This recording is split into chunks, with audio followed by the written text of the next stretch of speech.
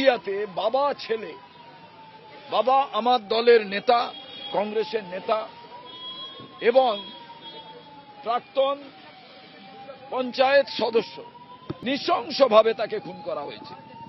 18টি bullet এক একটি দেহ থেকে, দুটো বুলেট, যে বুলেট কালকে ফরেনসিক যে পরীক্ষা হয়েছে তাতে দেখা গেছে সেই দুটো বুলেট হচ্ছে অত্যাধুনিক বুলেট এবং বিভিন্ন ধারালো অস্ত্র দিয়ে হাত কেটে দেওয়া হয়েছে, ছেলে নাক কেটে দেওয়া হয়েছে। যারা পুরো স্বাধীন হয়ে গেলেন ক্রিমিনালরা, 30 জন ক্রিমিনাল এসে এই দুজনকে খুন করেছে, ভাবতে পারেন। এবং থানায় বারে বারে ফোন করা সত্ত্বেও থানা থেকে আইসি আসেননি।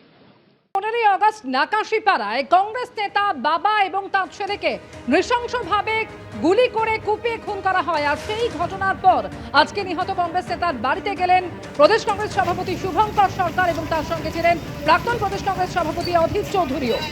15ই আগস্ট গুলি করে এবং কুপিয়ে খুন করা হয় আনিসুর রহমান এবং তার ছেলে আবু সুফিয়ানকে। আর এই ঘটনার পর আজকে তৃণমূল কংগ্রেসকে নিশানা করেছেন কংগ্রেস নেতা অধীর চৌধুরী। তিনি বলছেন তৃণমূলের সন্ত্রাস ছিল, তার মধ্যেও কংগ্রেস ছাড়েনি। খুনিদের ধরতে হবে, উপযুক্ত শাস্তি দিতে হবে। যারা পরিবর্তনের স্লোগান দিয়ে ক্ষমতায় এসেছিল দায়িত্ব তাদের, মন্তব্য অধীর চৌধুরী।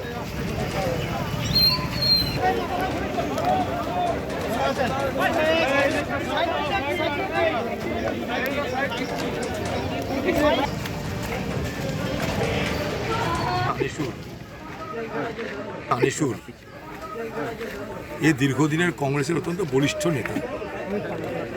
এলাকায় তার প্রভাব প্রতিপত্তি যথেষ্ট আছে এবং কংগ্রেসের দুর্দিনেও সে কংগ্রেসটাকে এই এলাকায় ধরে রেখেছে। এখানে তৃণমূলের বারবারন্ত তৃণমূলের সন্ত্রাস ছিল, কিন্তু তার মধ্যেও আনিসুর কংগ্রেসের পতাকাকে উড্ডীন করে খাড়া রেখে এলাকায় কংগ্রেসটাকে মজবুত করছিল।